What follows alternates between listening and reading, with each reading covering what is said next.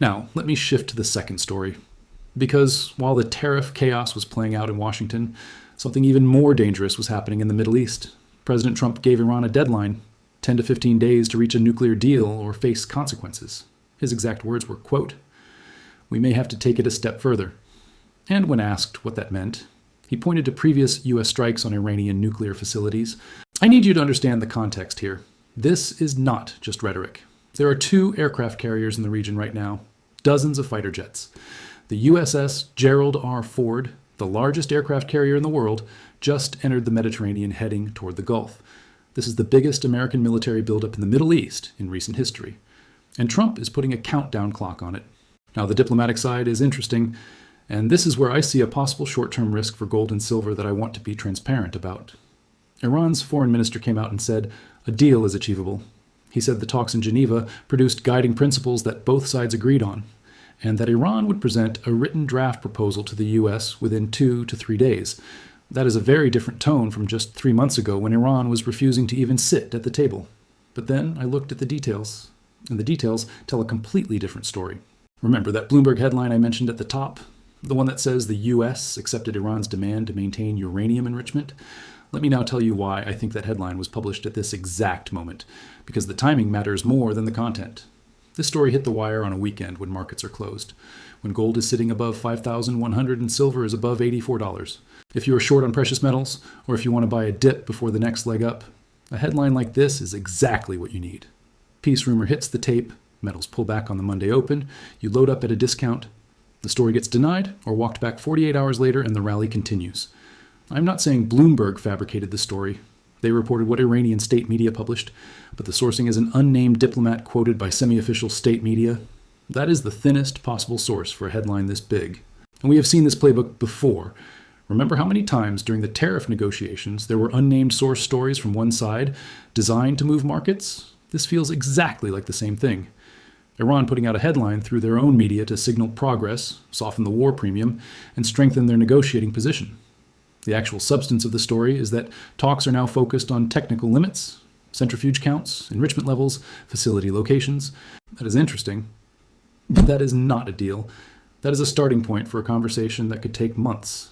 And while that conversation happens, the 10-day deadline is still ticking. The aircraft carriers are still in the Gulf. The missiles are still on the table. So be very careful with headlines right now. Read the source, read the fine print, and ask yourself, who benefits from this story being published at this exact moment? The sticking point is missiles. Iran has signaled it will accept limits on its nuclear program. It might even agree to dilute its highly enriched uranium. But the missile program is a red line. Iran will not negotiate away its ballistic missiles. And Israel is insisting that the missile program must be dismantled completely. The U.S. wants it constrained at minimum. And here is the honest truth. The missile issue is not just about missiles. It is about sovereignty. For Iran, giving up its missile program is the equivalent of giving up its ability to defend itself. No country does that voluntarily. On the other side, Israel will not accept a deal that leaves Iranian missiles intact because those missiles can reach Tel Aviv in under 12 minutes. For Israel, this is not about trade or diplomacy. It is about whether their population can survive a first strike. Both sides have positions they cannot abandon without existential risk. And the U.S. is stuck in the middle, trying to broker a compromise that may not exist. So you have 3 scenarios playing out right now, and each one affects gold and silver differently. Scenario 1, a deal gets done. Iran agrees to nuclear limits, the missile issue gets kicked down the road, sanctions get eased, and the military buildup winds down. In this scenario, the fear premium in gold and silver comes down in the short term. I would expect a dip, maybe 3 to 5%.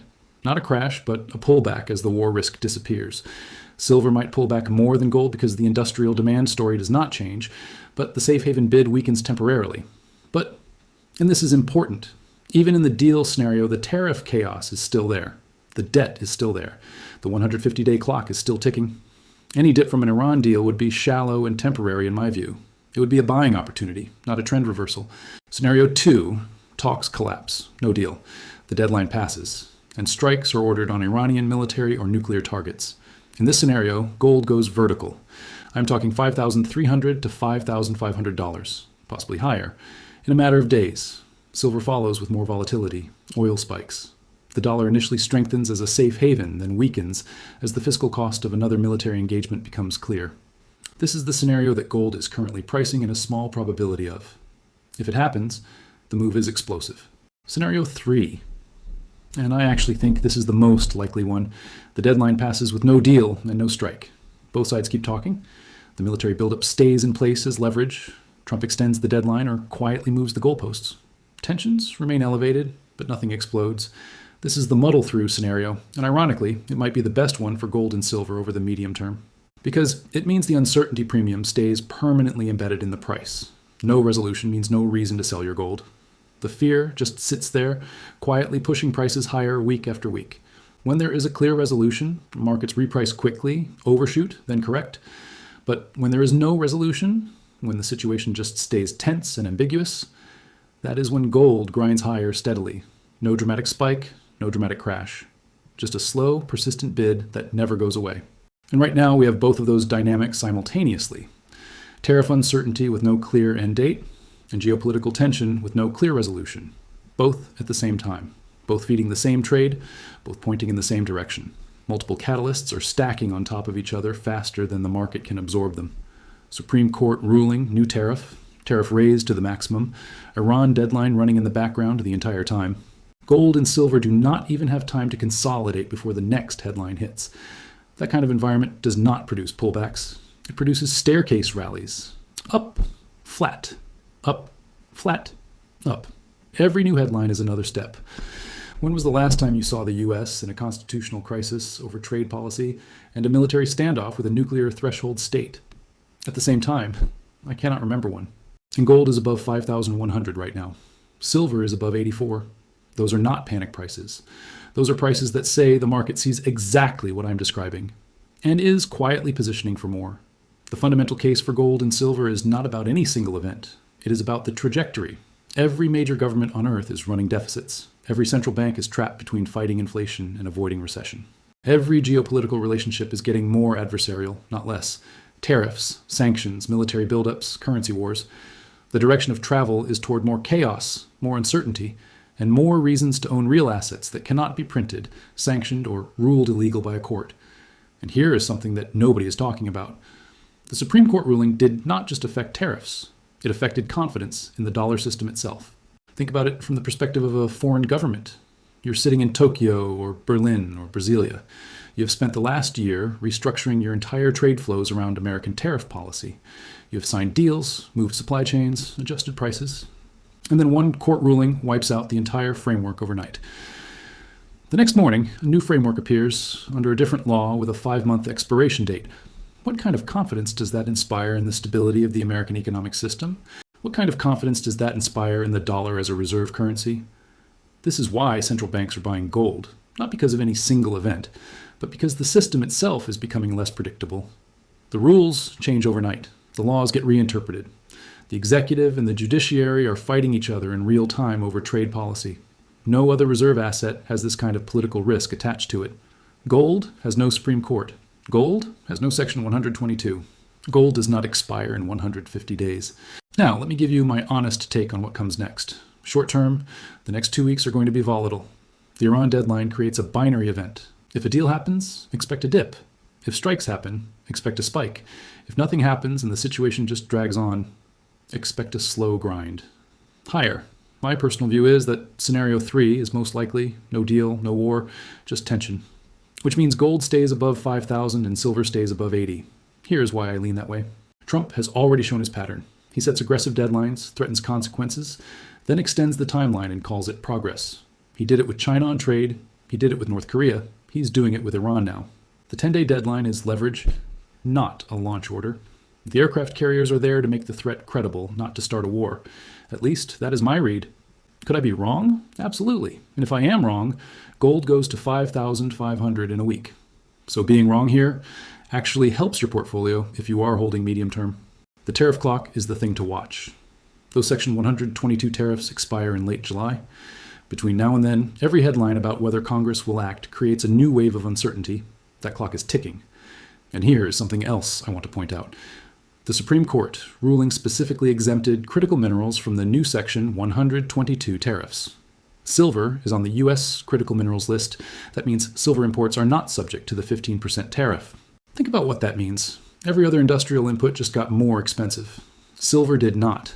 That gives silver a relative cost advantage in manufacturing, which means more demand for silver relative to substitutes, which means the supply deficit gets worse, not better.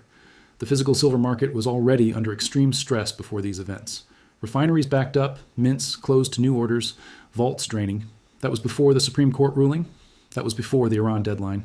Add these two catalysts on top of an already stretched physical market, and you understand why I think silver has more upside than gold from here.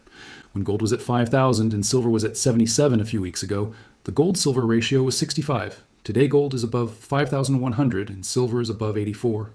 The ratio has dropped to about 60.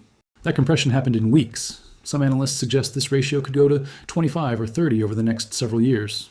We have already moved 5 points in just a few weeks. And that tells me the market is starting to agree with the thesis. Goldman Sachs just reiterated their target of 5,400 for gold by end of 2026. I think that is conservative. Long term, nothing has changed about the macro thesis. In fact, everything I am seeing is accelerating it. The debt is growing faster. The geopolitical situation is getting more complex. The legal system is constraining the executive branch's ability to manage trade policy in a coherent way. We are at $36 trillion in debt, adding $2 trillion more every year. Trade policy getting overturned by courts, military operations being funded on credit. Something has to give. And when it gives, the people holding gold and silver are going to be very glad they did. The setup right now, in my view, is as bullish as anything I have seen for precious metals. Two simultaneous sources of uncertainty, both structural, not temporary, both reinforcing the same trade, in a market that is pricing it in gradually, not in a panic, which tells me the move has room to run. The court did not fix the tariff problem, it made it more complicated. Trump did not back down, he escalated with a different legal tool. Iran did not surrender. They are negotiating under a 10-day threat with aircraft carriers off their coast. None of this is resolution, all of it is fuel. Two stories, both escalating, both bullish. Gold above 5,100, silver above 84, and the biggest moves, I believe, are still ahead of us. If you're watching this and you have not seen my recent videos covering the silver market and long-term price thesis, go watch them after this. Together, they form a complete picture of the short-term catalysts, the medium-term dynamics, and the long-term case for precious metals. Drop a comment and tell me which scenario you think plays out. Iran deal, strikes, or Muddle-Through? And do you think the tariff chaos helps gold more than Iran does? I want to hear from both sides. Share this with someone who holds gold or silver and does not know what just happened. Because the last 72 hours changed everything, and the next 2 weeks might change it even more. Stay sharp, and I will see you in the next one.